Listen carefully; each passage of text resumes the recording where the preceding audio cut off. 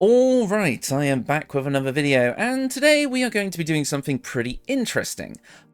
This is kind of the end of an era. I've been doing Baldur's Gate build videos for almost 3 years now, and at this point, as you all know, I've kind of taken a bit of a hiatus, and I'm planning to expand into newer, different types of videos as the next few months go on. But I wanted to kind of end this kind of like series of builds. We'll call this like the series finale, although there will be like a season 2 or whatever, I'm sure, in the future. But I wanted to kind of like cap off like my build videos with something that I think a lot of people could get behind. We're going to be looking at Tav today. Now, Tav is the default placeholder name for your custom character, short for Gustav, which I believe was one of the developers' pets, if I'm remembering correctly. And it's not really like meant to be anything. It's literally just a placeholder name that everyone is going to look at for 2 seconds, think, what the heck's a Tav, then replace it with whatever name they have for their character. So, why is it relevant? Well, what if Tav was an origin character? Like Astarion or Karlach or Lae'zel or whoever. What if they had their own background, their own personality, their own questline that they follow throughout the game? I want to take a chance at explaining and kind of justifying how we can turn Tav into an origin character and make a build based off of that. Because we actually have a basis to go off here. You see, before the game came out, Baldur's Gate 3 that being, there was a web browser kind of game/community event that happened called Blood in Baldur's Gate, in which it's meant to kind of be a reveal for the Dark Urge origin being in the game. It basically means that you play as a character who is a private detective in Baldur's Gate, picking up clues, talking to witnesses, and solving mysteries in order to try and figure out who is responsible for a string of murders within the city. But here's the thing, in Blood and Baldur's Gate, you play as Tav. The character's name is Tav, and this whole event takes place 15 years before the start of the events of Baldur's Gate 3. This means that we actually have a official canonical basis to base Tav's personality and kind of gameplay style on. And here's the interesting thing, Tav is nobody. They are a private detective in Baldur's Gate, but they have no class, no powers, no D&D based skills. They are basically the equivalent of a commoner with a little bit of a knack for investigation, which really got me thinking, how do I translate this into an origin character with a full skill set? Well, we need to kind of play by the origin character rules here, and that means kind of like looking at Falarion's design philosophy for making origin characters and applying that to this build. So, no repeat species options. There's a lot of elves and half-elves and such like that in BG3's origin character roster, so I wanted to use a species option that wasn't already present in the team. Now, if we really wanted to follow Larion's design philosophy closely, we also would not be playing a short race in this build, because for some reason Larion just didn't want us to do that, but I'm going to be ignoring that rule because it's kind of dumb. But if you feel like you don't want to play as a short race, you don't have to. Second, we cannot use a class that has been taken up by either an origin character or an additional companion. So that leaves us with 2, because I'm counting Dark Urge for this. That means we can't play as a wizard, a sorcerer, a druid, anything like that. We have to pick one of the 2 classes that are not yet taken up by an origin or companion, and that is monk or bard. Now, I've already theorized a potential what-if character that could have been a companion/origin for monk. You can take a look at that on the channel. It was like kind of my patch 8 monk build when the patch first dropped, and it was very, very fun. I enjoyed coming up with that concept. So that kind of only really leaves us with 1, because I don't really see Tav as a monk. So we are going to be playing as a bard today, because I think a very interesting way for this to kind of work would be, we take Tav, a normal person who was investigating the Dark Urge, killed at the end of Blood in Baldur's Gate. Or were they?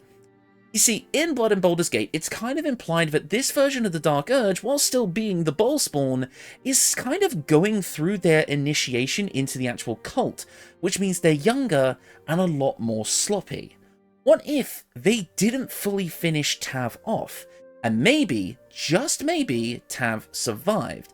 The problem is, though, in Blood and Baldur's Gate, Tav was poking their kind of nose into a lot of different societal issues, and ended up catching the ire of a lot of corrupt politicians as well as the Baldur's cult themselves. So I can imagine Tav either going into hiding, or being somehow taken by the mind flayers, basically right as they were on death's door after the Dark Urge leaves. Maybe somehow they got their claws into them, or their tentacles, so to speak.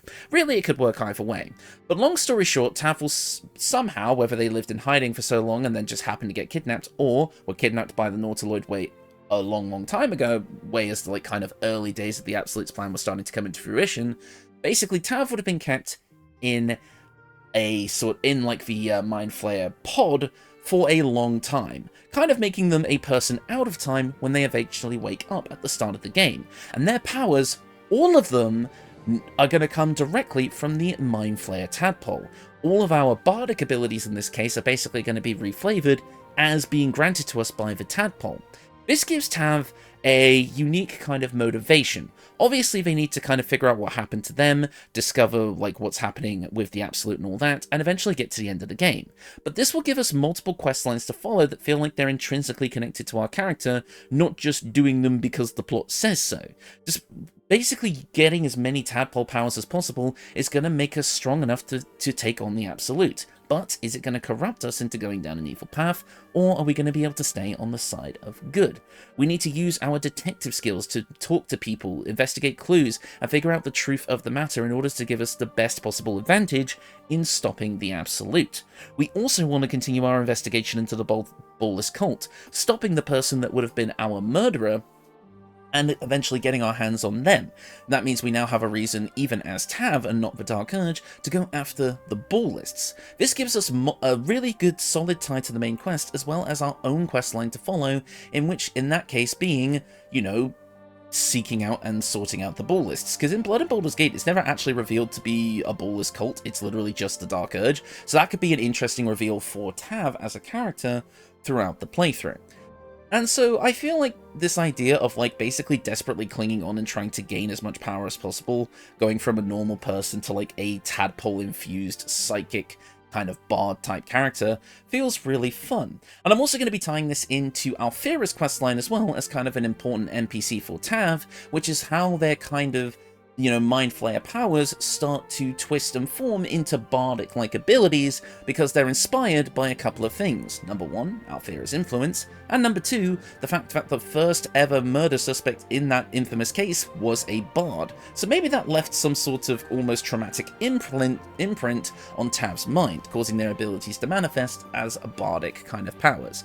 Now, that was a lot of talking for an intro to this video, and I do apologize, that's about 8 minutes of me waffling on, but I did really want to kind of get this concept ingrained into your heads to kind of get the idea of what I'm going for here. I will actually include a timestamp below for you guys to skip this bit, so if you're here right now and you didn't watch all of that, basically we're making a tadpole build for a bard. There you go. So, without further ado, let's get into the build.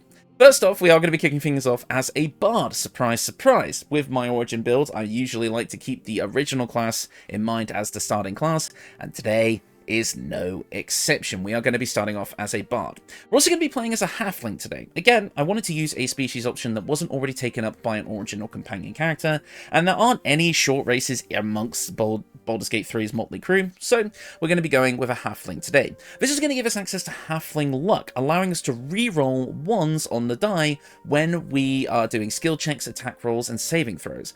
That is pretty damn huge. It definitely feels like a protagonist ability that we can definitely exploit as we go throughout the game. We're also playing a Lightfoot halfling to give us advantage on stealth checks, and I'll explain more about that later, but it definitely does fit the kind of detective vibe that I was going for. Again, we were a normal person who was a detective, so having stealth abilities to avoid some dangerous characters would absolutely make sense. So I really like Lightfoot halfling for this build. nearly 3 years doing YouTube, and I still can't do the commentary right. This is going to give us access to a few things, namely our armor and weapon proficiencies that we will be making use of in the beginning, as well as some cantrips. Of course, we're going to grab Vicious Mockery. Now, in a world where we can interpret things however we like tabletop, I would definitely be flavoring Vicious Mockery here, less of a taunt, but more as almost like a command word light, where you just command people to or you recite some sort of weird tongue and they just take damage, or you command people to get a headache or something, but the taunt still works. This is going to allow us to do psychic damage at range, opposing disadvantage on attack rolls against enemies that we hit. We also have the Friends cantrip. I feel like this is great for a detective. Having the ability to use psychic manipulation to now gain clues as a detective makes perfect sense. I've built detective builds before, and I usually like to include friends in those builds, and that is why. For our spell selection, you've got a pretty decent choice to kind of work through here. Now, you could go for the standard bard choices here, it's really up to you. You kind of just get to pick and choose what you want here. However, make sure you take Speak with Animals. Not is it one of the best spells for any playthrough, because it just unlocks a huge amount of roleplay opportunities and character dialogues that you would never have access to. Speak with Animals is one of the spells that Tav canonically uses in Blood and Baldur's Gate. They gain 3 spells through items, all of which we'll be getting through this build, and I like the idea of, again, that case being so implanted into their mind that they actually are able to use the spells that they gain from those items through free will, thanks to the tadpole. I don't know, it just makes sense to me. So Speak with Animals will allow us to speak with animals. What a shocker. We're also going to be going for Dissonant Whispers for another big psychic damage attack that can potentially frighten creatures. As for your last 2 spells, though, it's really up to you what you want to pick. Now, I like the idea of, again, if Tav is meant to be this kind of all-around team leader, that's kind of what I'm building them towards, someone who's good at every aspect of the game, not amazing at all of them, but good at all of them, as well as kind of being able to spread our kind of leadership skills and such like that, and the fact that halflings are innately have advantage against being frightened. I actually think that Heroism is a very fitting spell here, allowing you to choose one of your friends, in our case, or ourselves, but I would probably choose a friend here, making them immune to being frightened and giving them 5 temporary hit points each turn. This just feels like the skill for a leader, and I absolutely love having it. And finally, I think I am going to take Longstrider here, because we are playing a short race character. This will kind of make up for the speed difference that those normally have, as well as the fact that this doesn't cost a spell slot outside of combat, so you can just give your whole team a speed boost and bring your speed up to, well, speed. For our starting instrument, we are going to be going with a lute today, because again, this kind of matches the fact that the first victim in that murder case was using a lute. They were a bard who played a lute, as well as the fact that if we are going to take inspiration from Alfira, we are going to want to have a lute with us. Although we will probably use the lute that is given to us by Alfira's questline, because we are going to be using Alfira's questline as it is fairly important to this build. Moving on to our ability scores. Bit of an odd spread here for my videos, as I usually don't go for more even spreads like this, but I really wanted to kind of characterize this build as being the jack of all trades. We are going to be good at a little bit of everything, but maybe not quite excelling in all of those areas, even though because we're using the Illithid powers on this build, it gets very, very strong. So, strength is at 8, we don't need it, we have Karlach for that. Dexterity is at 14, this is going to be decent for our armor class, as we will be using medium armor by the time this build is done. Constitution is at 14, for the most part we're not a frontline fighter, but we will be able to, and we're going to have an AC of 20 by the time this build is all said and done, so our Constitution, leaving us with about 87 HP at max level, is still actually going to be pretty good, considering we're going to be able to shut down enemies really easy, and also kind of have our companions to help us. 14 in Constitution is going to be absolutely fine. Intelligence and Wisdom are both at 12. These are basically just for these skill checks and saving throws that are associated with them. We're not really going to be using them for spell casting or anything like that in this build. Intelligence I obviously want for investigation, because that's obviously an important skill for us to have. How can I make a build that's based on a detective from a detective game that is, you know, not going to have investigation? And also Wisdom is great, as we can use that for insight, as well as so being able to read people, as well as being able to use that for nasty wisdom saving throws. And obviously Charisma.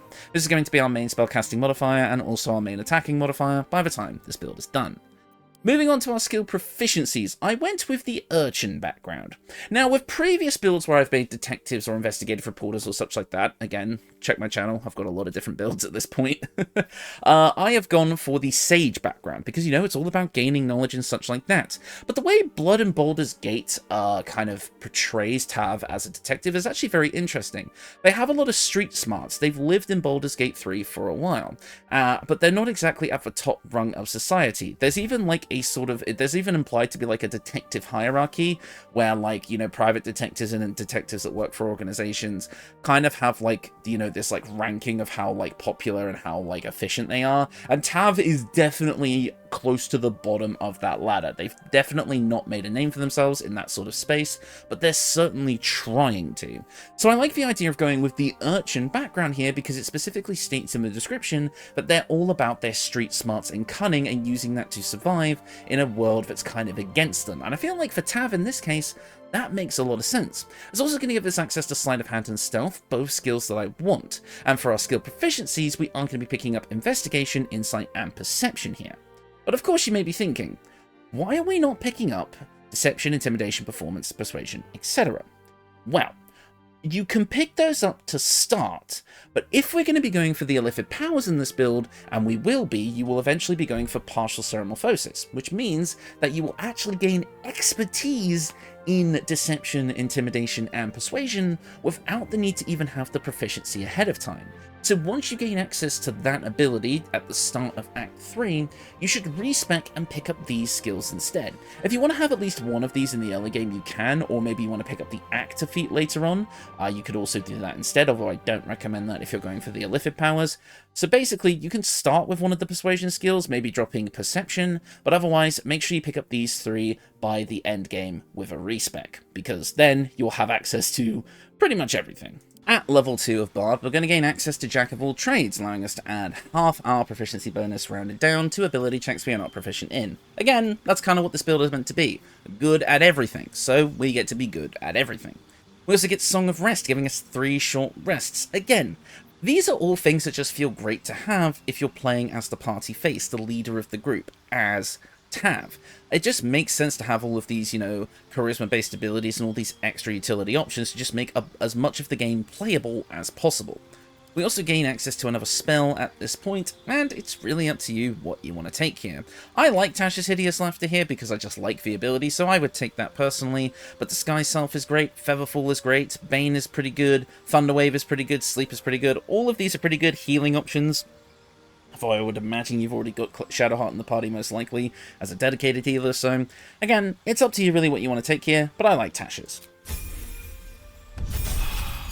Now at Bard level 3 we get to choose our subclass. Now, College of Law makes a lot of sense here.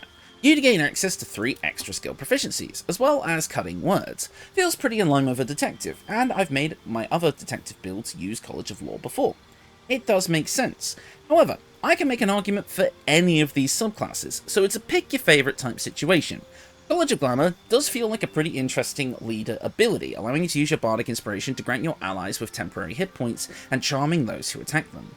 College of Glamour is definitely my least favourite, I think, of the kind of bard subclasses. I just don't really jive with its ability as much as the others, so this is not my personal pick, but if you think this makes sense for your build, then absolutely go for it. College of Law, again, will give you access to skill proficiencies and more spellcasting, so definitely an option here.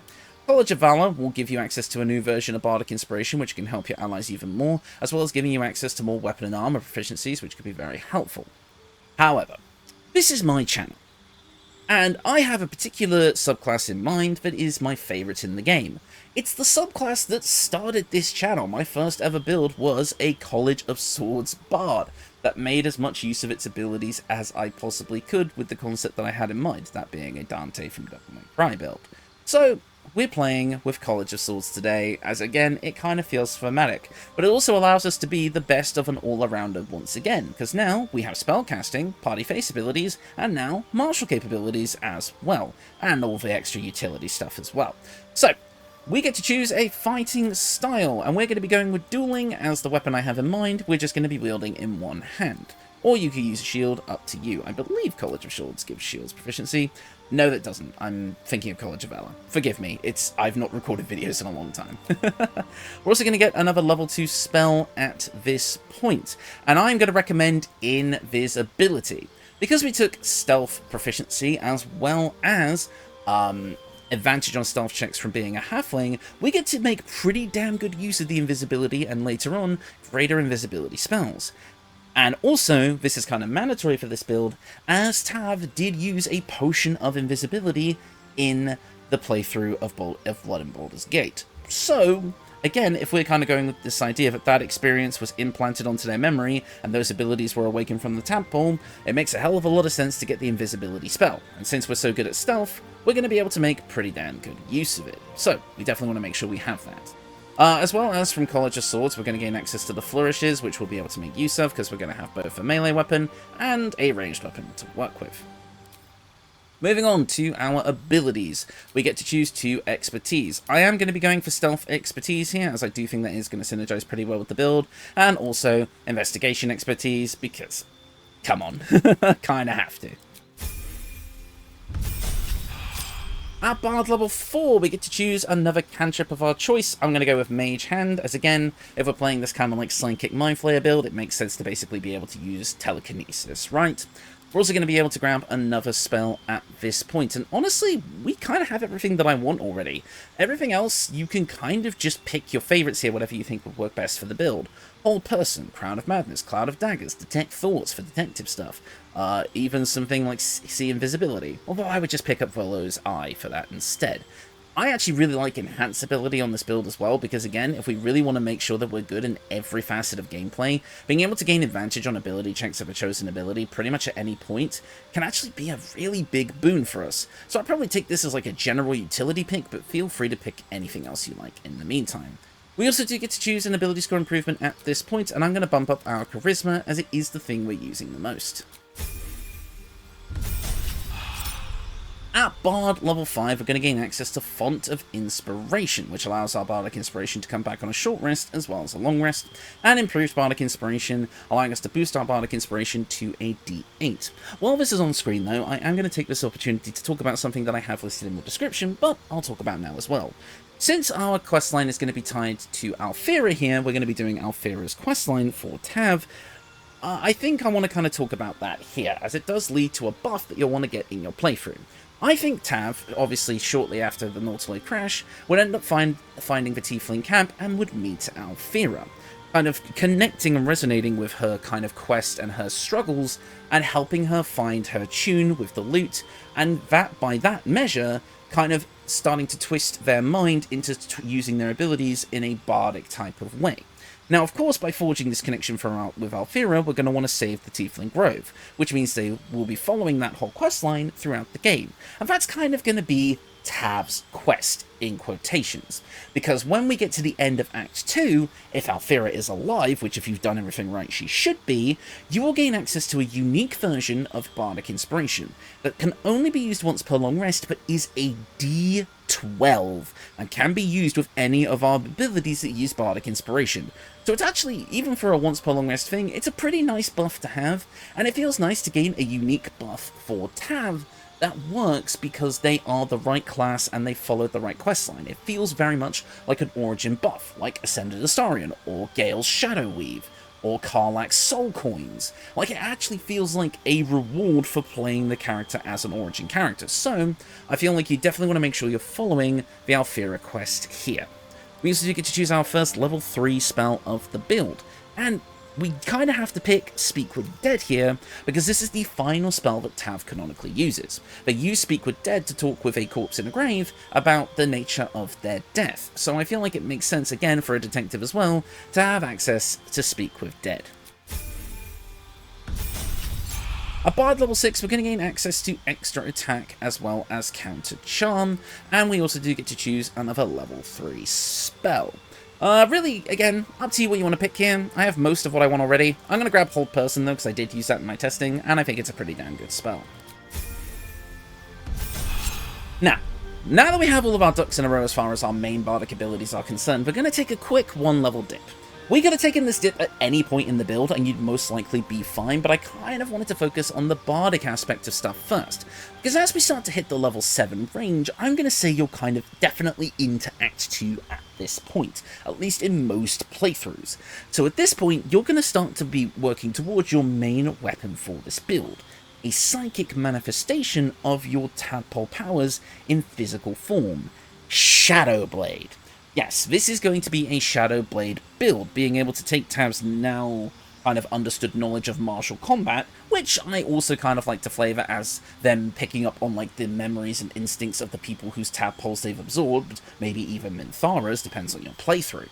And as such, they've picked up martial capabilities just from osmosis, from absorbing so many tadpoles. And as such, being able to summon a psychic blade, a potent form of your tadpole's abilities, just feels like a really interesting and unique way for Tav to kind of, you know, work their way down. But the problem is, right, is that we cannot learn Shadow Blade from the Bardic spell list. So we have to get it from another branch of the Tiefling questline. The questline that we've been following as an origin character Tav.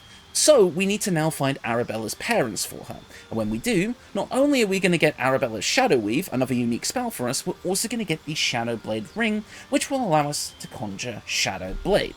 But it still uses our dexterity, as it is a short sword, and our dexterity is a little bit on the lower side. But now that we have been able to fully kind of like delve into our, like, you know, mindflayer powers, as well as being able to kind of fully accept that side of ourself and use its power to the fullest, I think we're gonna go for a quick dip into Warlock and go for Hexblade. Yes, this is just a way to patch up the build mechanically, but I feel like thematically, kind of like fully accepting who they have become and, you know, bolstering that resolve of using that power to save people, manifesting in the form of Shadow Blade, and as such gaining unique powers related to that Shadow Blade, we're basically going to be calling this the Shadow Blade subclass. And it's just going to be a little dip that's going to help out the build, even if maybe technically Great Old One fits more. Hexblade works for the narrative that we're going for here. This will give us access to medium armor and shields, so you can use shields on this build if you want. That flub from earlier was technically not a flub, as we do get it eventually. And we also gain access to all martial weapons here, so that works in our favour. We're also going to gain access to Bind Hexed Weapon, allowing us to bind a weapon in our main hand, that can be our Shadow Blade, allowing us to use our Charisma modifier for the attack and damage rolls, which obviously we want to do. And again, that kind of just makes sense for our psychic manifestation to use our charisma anyway, so I think that works. We're also going to gain the ability to inflict Hexblade's curse as well, either from hits with this weapon it has a chance to do, or by deliberately inflicting it with a bonus action, allowing us to curse a target, allowing us our damage rolls against the target to gain a bonus equal to our proficiency bonus, and we can roll a critical hit on a 19 or higher. And if the target dies, we gain a little bit of HP back as well. I like the idea of this being the inverse of Bardic Inspiration. Up till now we've been using our psychic abilities to bolster our allies, as a team leader should, but now we can take it in a more offensive approach, kind of doing something similar but different to our enemies, which kind of almost fits the role of cutting words a little bit from Slawbard, if you're a bit upset that we didn't go down that route. So I don't know, I kind of like Hexblade's Curse here from a flavour point of view. We're also getting access to 2 cantrips, which I don't really want to take Eldritch Blast on this build, as I don't really feel like it fits, but obviously it would be one of the more powerful cantrips to take. However, because we're now using Shadow Blade, let's also grab Booming Blade. Bards are about sound. Thunder is sound damage. So that's how I'm going to justify this. This allows us to deal a bit of extra thunder damage on our attacks, and if the enemy willingly moves after being hit by this attack on their next turn, they will take even more thunder damage. It's basically a really good way for us to get extra damage on all of our melee attacks, at least one melee attack per turn, basically for free, and also helps us overcome people who are immune to psychic damage, allowing us to just deal the pure thunder damage instead, for example Steel Watchers, so I think it's pretty damn good for this build. As for your other spell, kind of up to you what you want to take here, but I really like Minor Illusion, so we'll take that here. We also get to choose 2 spells, and Hexblade gives us access to Shield and Wrathful Smite, and honestly, I'm not going to change these. Shield is extremely useful. We're going to have an AC of 20 and ways to kind of impose disadvantage against us with Vicious Mockery, but Shield just being able to boost up our armor class is still going to feel pretty damn nice. As well as Wrathful Smite giving us access to a powerful psychic damage, like, kind of boost to apply to our weapon attacks, basically being able to, like, kind of overclock our psionic power into a more potent strike that could potentially frighten targets, just feels right at home on this build. So honestly, For flavor and mechanical benefits, Hexblade just works so damn well. It's like 2014 D&D all over again. Moving back over to Bard for the rest of our levels here, as we only really needed that 1 level Warlock dip, we're going to be able to choose level 4 spells now, and of course, greater invisibility. With our stealth expertise, we're basically going to be invisible for a lot of the time, as you will have seen in the prior combat footage. So overall, I think this is a pretty good thing to have on in our ability set, as it can just break the game for us. At Bard level 8, we're going to gain access to another level 4 or below spell of our choosing. And at this point, again, really up to you what you want to pick. Not a huge amount of things that I would say are absolutely necessary for the build, although as a joke in my testing, I did take Feign Death as kind of like a nod to the fact that this version of Tav survived being killed by the Dark Urge somehow. Maybe they used Feign Death in some way, but honestly, it's not a good spell, so feel free to choose literally anything else. It's entirely up to you. I'll go with Hypnotic Pattern. We also do get to choose another feat for this build, and at this point, while an ability score improvement would be nice, we actually don't need another one. All of our stats are pretty much exactly where we need them for the end game, even though it may not seem like it. Again, thanks to the abilities and buffs that we have, our stats being slightly on the lower side with the exception of Charisma, honestly isn't a huge factor for us. So we can pick up the lucky feats here.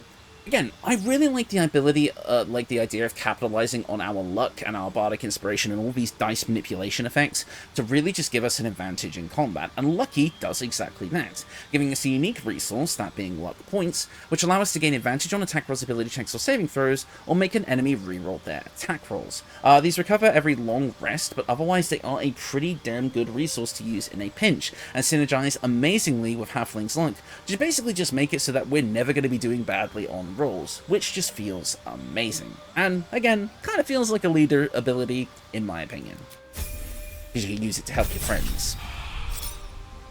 Moving on to Bard level 9, we're going to gain access to level 5 spells, and of course, us being a psychic build that leans into the mindflayer tadpoles, we have to take Dominate Person here, charming a humanoid creature into making them fight for us, which just feels very cool, and is almost like a darker twist on like the idea of Tav is this leadership character. Like, they take the leader role in the team, they're very charismatic, and they have their allies who will fight for them willingly, but imagine also saying, right, you're part of this team now, go get them, and they're forced to fight. Kinda sinister, but also kind of fun.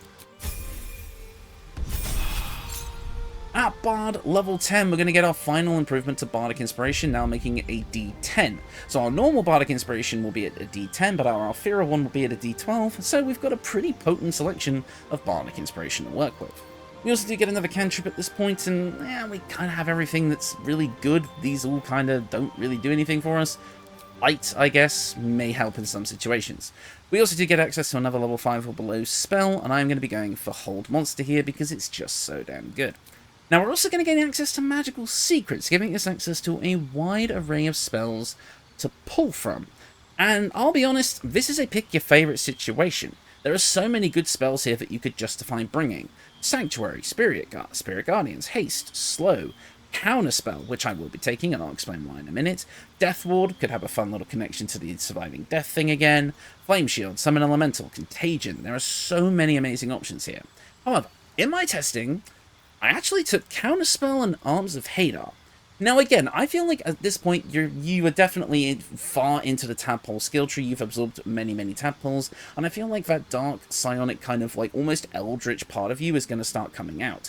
Counterspell works in conjunction with psionic dominance and psionic backlash, two illithid powers that basically kind of work like Counterspell. Psionic backlash allows you to deal psychic damage to a character who has just cast a spell, meaning that you could potentially break concentration immediately. And psionic dominance is a once per long rest full counterspell that is guaranteed to work as long as the spell's level is below your proficiency bonus. So that's most spells in the game by the time you get to the end game. But Counterspell just works unconditionally as long as you have spell slots.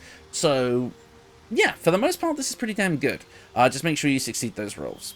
And also Hunger of Hadar, just summoning a black abyssal pit that kind of calls on maybe the old eldritch entity deities that kind of you may be able to pull from. Again, it's kind of like eldritch horror and tentacles, which is what mindflayer is all about. So, you know, Hunger of Hadar I feel like fits pretty nicely, dealing cold and acid damage, but of course you could throw in literally anything else if you so choose. We also get some more skill expertise, which is just awesome. So let's grab Insight and Perception to make us the best detective possible. And finally, at level 11 of Bard, we get our 6th level spell slot, as well as access to one of 2 6th level spells. And I want to go with Eye Bite, the final manifestation of our psychic powers into a pretty harrowing form. We get to potentially put creatures to sleep, make them frightened of us, and even make them ill. Like, there's a lot of interesting effects that Eye Bite can do, and as long as you're concentrating it, you can cast it a bunch of times over the 10 turns that you have it, meaning that you can seriously have some of the best battlefield control in the game. And again, I like the idea as that, like, the more Tav kind of deep dives into the tadpole abilities, the more it corrupts their own morals and mind. So Eye Bite is a fun spell to end this off on.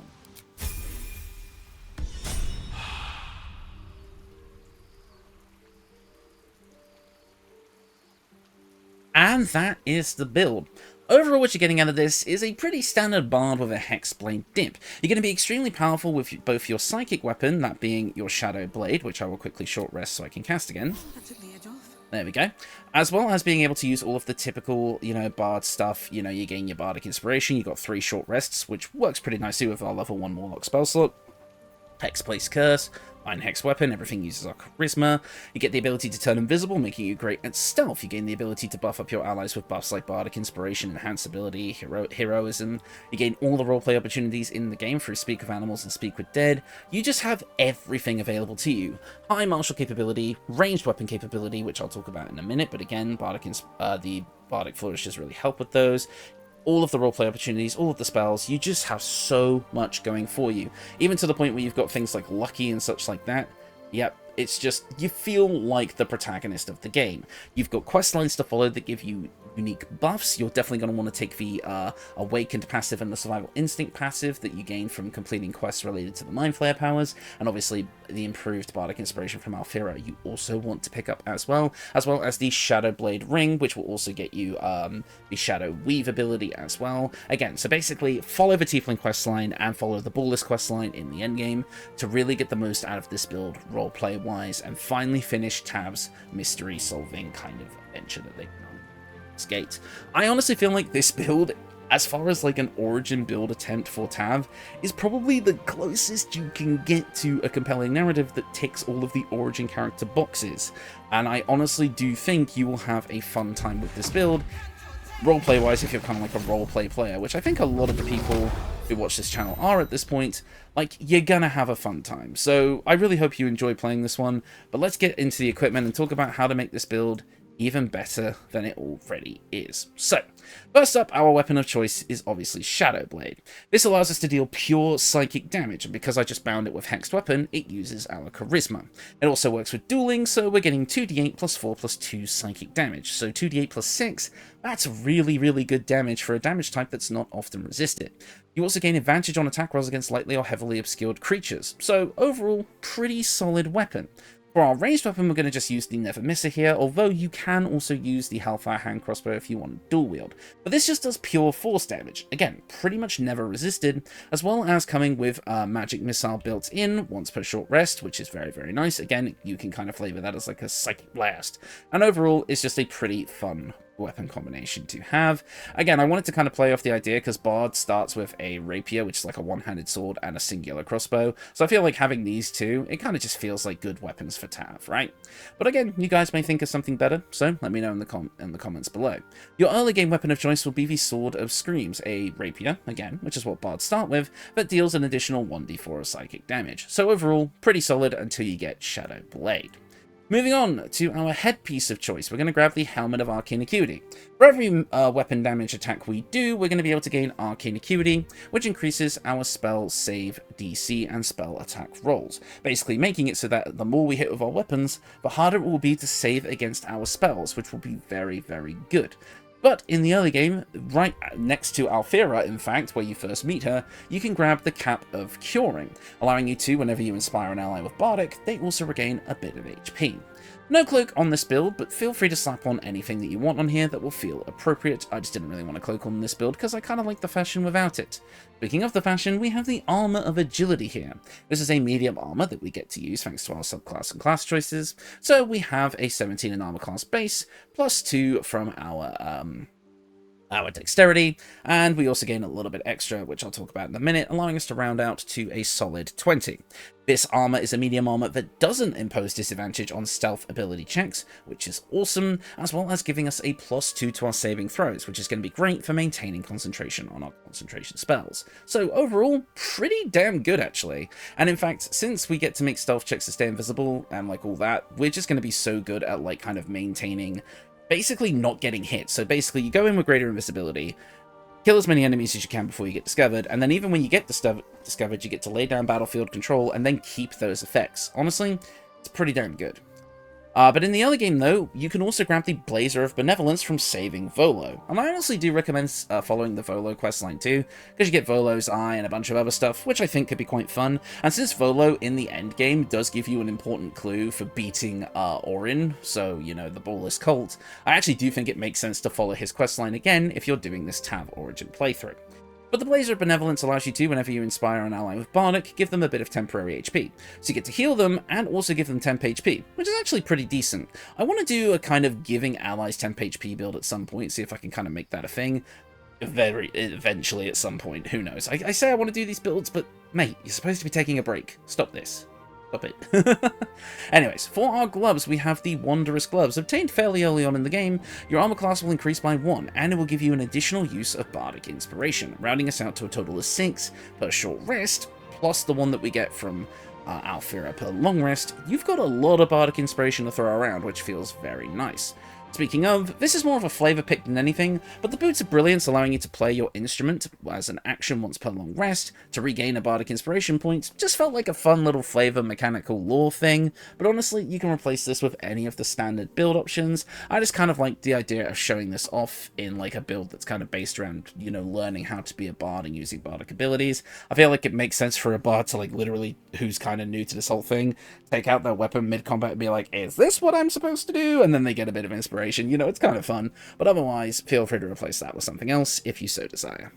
Moving on to our amulets. Really, any of the typical bog standard amulets that we normally use for these builds can work. Spell Savant, Periapter Wound Closure, all that sort of thing. But I really liked, again, the idea of taking the Strange Tendril Amulet for the same reason we took Hunger of Hadar earlier, because this will give us the ability to summon a bunch of tentacles that will deal bludgeoning damage, make an area of difficult terrain, and potentially also smother the creatures within, dealing that bludgeoning damage and making it so that they're a bit easier to hit and have a harder time getting out of it. Again, it's meant to kind of lean into that kind of mind flayer, kind of taking over that eldritch aspect of them, so you can swap this out for something else, but I kind of like it for flavor. Now, obviously, we need the Shadowblade ring to get Shadowblade on this build, I've already explained that, but also the Band of the Mystic Scoundrel for the late game is just one of my favourite rings in the entire game. After we hit with a weapon attack from our Shadowblade, we can now cast illusion or enchantment spells as a bonus action. So, hit with Shadowblade, use extra attack, gain 2 attacks as an action, and then Vicious Mockery as a bonus action for 3d4 psychic damage, and then imposing disadvantage. Very, very fun gameplay loop, was a huge part of what made the initial Dancer of Ilestrad video so popular, so I figured I'd include it here as well. But I also could recommend the Strange Conduit Ring as well. Whenever you concentrate on a spell, all of your weapon attacks will deal an additional 1d4 psychic damage. So, if you're using the Band of the Mystic Scoundrel for someone else, maybe use this instead. But obviously, use the Band of the Mystic Scoundrel. Although you could use the Strange Conduit Ring in the early game. And as far as the build goes, that's it. We have the muddy red dye used to dye all of our armor here, giving us this silver, gold, and brownish look, which I absolutely love. I felt right for Tav. But yeah, I mean, that's the build. That's the build. That is the build. That is Tav. I think it works. I honestly really like the idea of having a questline that ties directly into Tav's growth as a character, as well as mechanically and as lore-wise as well. going into like an older piece of the game's history for like inspiration and making our story a kind of continuation of that as well, giving us a reason to go after the ballists. And again, having a storyline that not only gives us new mechanical abilities in the form of the illithid powers, which I will say you're just going to grab as much as you can. I'm not really going to go into detail about all of these. Just grab as many of them as you can, as many tadpoles as you can throughout your playthrough, and just pick up all of the abilities you can get, and then go for the half illithid powers in Act 3. Just gain as many as you can get. That's kind of the whole point. And you will feel the kind of effects of that. Like, honestly, the fact that we get to engage with the game's unique illithid mechanic in a way that feels interesting to the playthrough, then the fact that we almost have to rely on it, because if we stop using the illithid powers, we don't gain our bardic abilities either. So in fact, actually, the idea that after the game, if you play like the good ending, Tav will just go back to being a normal person with no powers again, honestly feels kind of narratively satisfying in a way. Like, it's actually really interesting how this build can play out roleplay-wise, because again, the fact that you have to consume so many tadpoles, not only to make yourself more powerful, but also to kind of keep all of your abilities, not just the illithid ones, like mechanically, just feels very interesting. And it could be a way for Tav to be either evil or still good by the end, depending on how you want to run it. So it's an origin build that, like other origin builds, can go either way on the moral scale and have a legitimate reason to do so. Having the illithid powers literally be our only way of being able to, you know, do what we need to do just feels so interesting to me. Like, having the tadpoles be intrinsically connected in that way, just, I don't know, it just makes it feel so much more interesting. And I think that would also give this character a legitimate reason to make the others use the tadpole powers as well, but that's just me. But yeah, I think that's going to do it for this video. And yeah, for now, that is the end of Baldur's Gate 3 builds, as we know them. I may do, like, other videos here and there, like modded builds and such like that, but they would definitely be more like showcases rather than like, here's every single level like I do with these longer videos. They would definitely be shorter form videos, because I think those would just maybe be a bit easier to make overall. So I don't know, we'll see where the channel goes. Like I say, I've got a few ideas kicking around, but at the moment I think I am just going to continue kind of using this hiatus to give myself a bit of a break. I've got a holiday coming up in a couple of months, like where I'm actually going to go abroad, which I haven't ever done before, like on my own. So I'm really just looking forward to being able to just breathe and take a break and not have to worry about the channel anymore. So thank you all so much for your support over the years. Like, this has been an incredible journey from start to finish, and it's not that the journey is over. I definitely plan to return to build videos and like this channel's kind of style full force when Solasta 2 drops. That is kind of the plan. But until then, I want to experiment. I want to do tabletop stuff. I want to do playthroughs of games. I want to kind of like explore different facets of, like, you know, like homebrew and such like that. I've got some homebrew ideas I want to use. Like, I just kind of want to, and like the modded stuff. Like, I just kind of want to explore the different branches of both the YouTube, tabletop, and like RPG gaming like communities. I just want to branch out and explore different things. Like, I'm considering looking at Call of Cthulhu as a playthrough on the channel, like the Call of Cthulhu video game that was inspired by the tabletop game. There's also Cyberpunk, which I would be interested in maybe doing like a build-focused playthrough on as well, because I've been back into that game recently, and that could be kind of fun. And I'd also be interested in exploring, you know, different tabletop games and kind of showcasing them on the channel, maybe bringing some light to some games that you never knew existed. Like, I don't know, there's just so many different things I feel like I could experiment with, but for now, I'm just going to kind of use this extra free time since the summer holidays just started for me, just kind of like take a bit of a break, but also, you know, casually work on these newer concepts. Because the videos that I make, like the Two Dragons Dogma videos that I made, which were very highly edited projects, those were some of the most fun I've had making videos, because it feels like those ones I actually put forth a lot of effort into on the actual editing and technical side of things, which made those videos like interesting to watch over and over again, or at least once or twice, rather than just being like, okay, let's look at the description of this build, okay, this is what he used, all right, good, now I got an idea. Like, really, I want to get back into making videos that I feel like are worth watching, not just information dumps and like lore spouting and such like that. So I don't know, we'll see where this channel goes. But thank you all for being here for the journey that led us to this point. Thank you for making the channel the mind-boggling success that it was. Like, it may seem a bit strange for me to essentially be giving up the opportunity that has been given to me by you guys, but I really just want to take the time to see where new opportunities may or may not open up. But I do hope you guys do stick with me throughout whatever I decide to do in the future, and hopefully, if all else, maybe you guys take a break from watching my videos during this experimental period. That's absolutely fine. Come back when Celeste is out, because it'll be business as usual. So yeah, that's going to do it for me. Thank you all so much for watching, and goodbye, until I see you again. Whenever that may be. Goodbye, I guess. I really don't know how to end this. Like, I feel like I want to click the stop recording button, but yeah, I feel like I should just stop right. Goodbye, I'm going to stop.